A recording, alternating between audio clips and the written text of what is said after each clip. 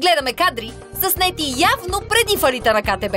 На тях се вижда как шефът на БНБ и шефът на КТБ пеят на един глас, видимо доволни от приятелството си.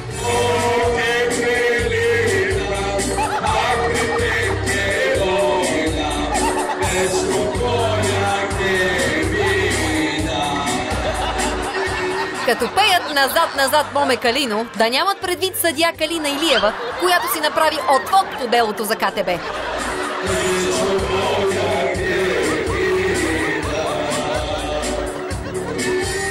Ето, с този текст още тогава двамата са се врекли един на друг.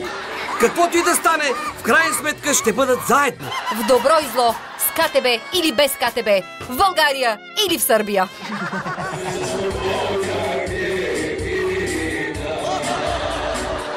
Но да не бъдем мнителни, Румка.